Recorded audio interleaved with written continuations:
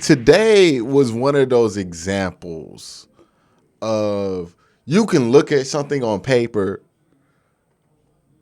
but it doesn't tell you the whole story. And what I mean by that is on paper, the Cavs beat a 10-13 Lakers team that has a terrible road record by 14 points. It seems uneventful. But that's why channels like mine are useful even in the future, because you can go back and look at the scores and everything else to get a gist on how a season went, but you need the context.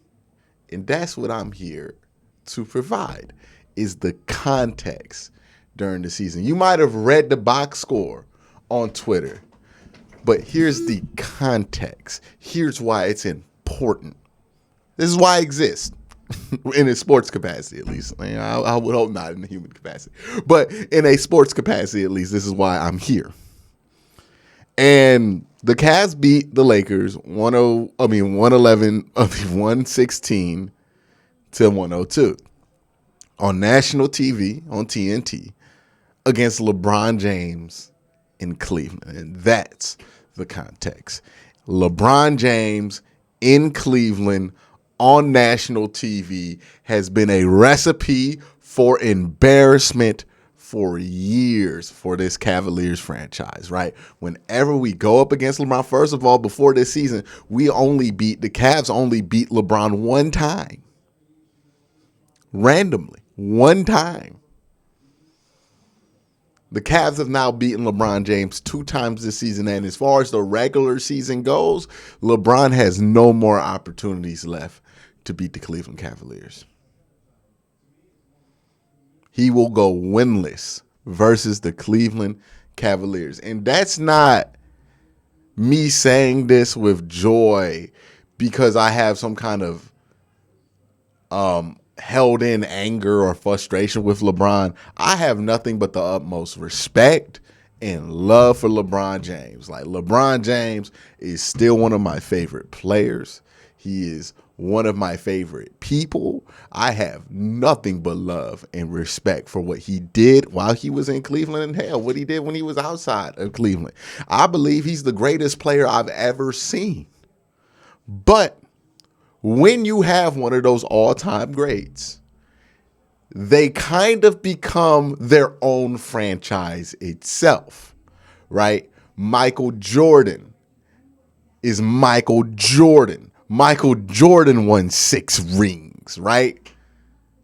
But when you think of the Chicago Bulls, you don't think of a 6 championship team. You think of Michael Jordan, who won 6 rings, right? Because you know it was MJ's squad.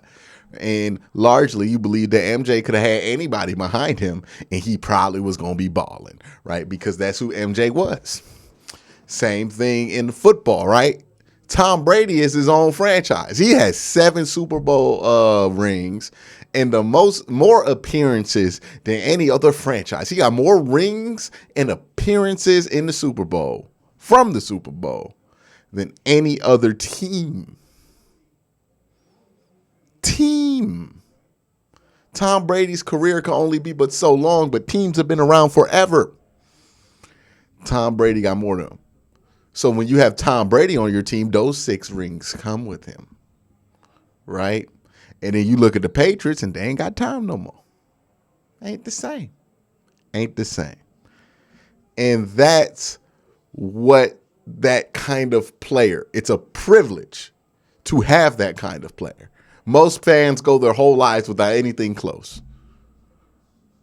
But that player does create a bit of a shadow over your entire franchise that you also want to grow out of, right? Because you don't want to be just known for your success in one era with one player.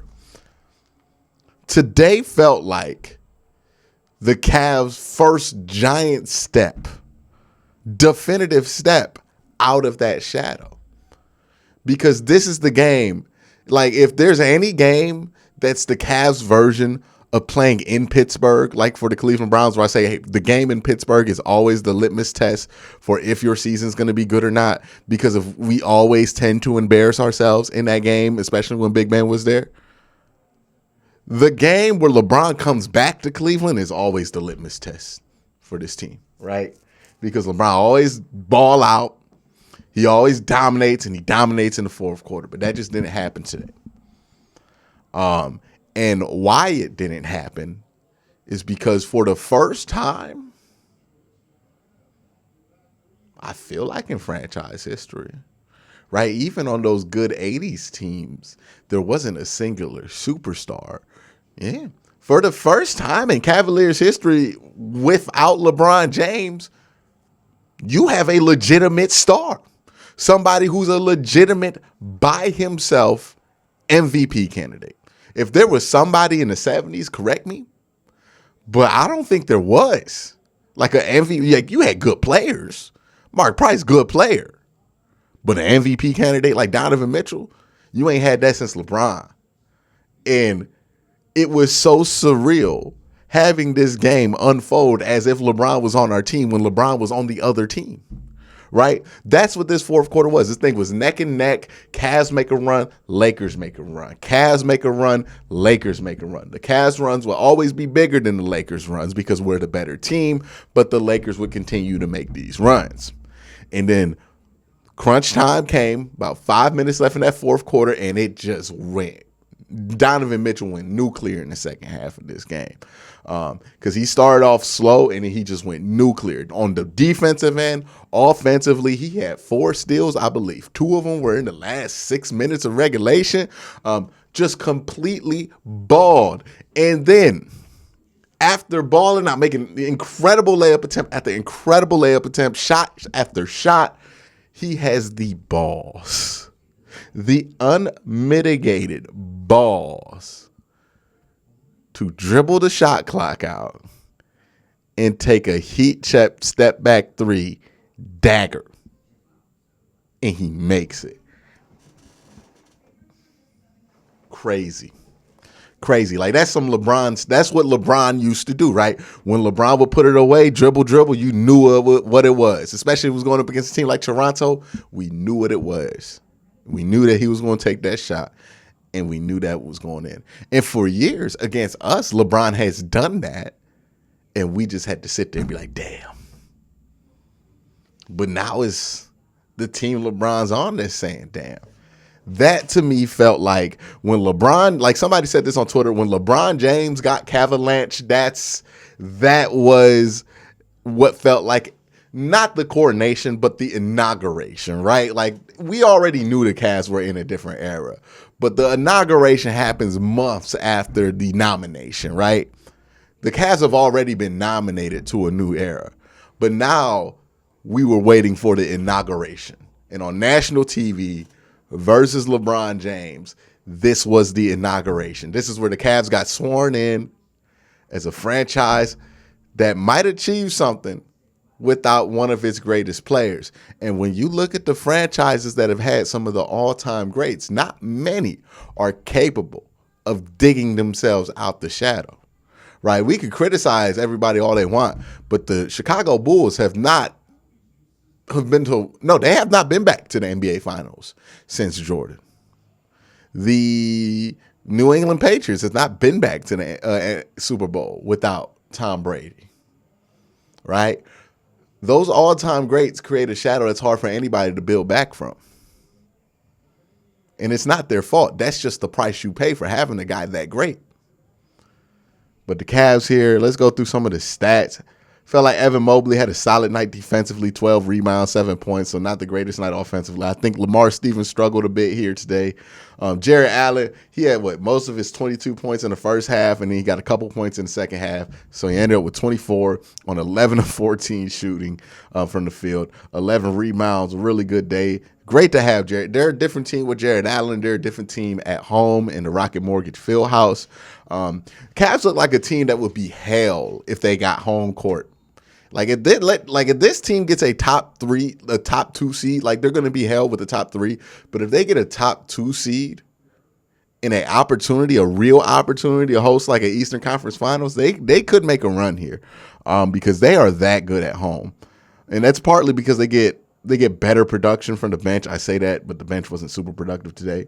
But they still get better production from the bench on the at home. And Donovan Mitchell's just a different dude at home than he is on the road. Not saying he's bad on the road. He still missed 30 on the road, but at home he be balling. Darius Garland with the easy 21. Didn't have a great day from the field or from 3-point. He's been having a little bit of a rough couple of days here. I expect him to bounce back soon. Donovan Mitchell started off a little slow, but ended up 17 of 27, 4 of 8 from 3, 5 for 5 in free throws, 43 points, 5 assists, 4 steals, 6 rebounds. Do you have a block too? Damn. Kevin Love had a pretty terrible night. But Jetty had 6, Isaac had 3, and Karras had 7. I think Karras was a little bit better, right? So yeah, that's what this felt like. This felt like the coronation of a new era. Let me know what you feel like this was in the comment section below. But y'all have a great day. Have it even better now.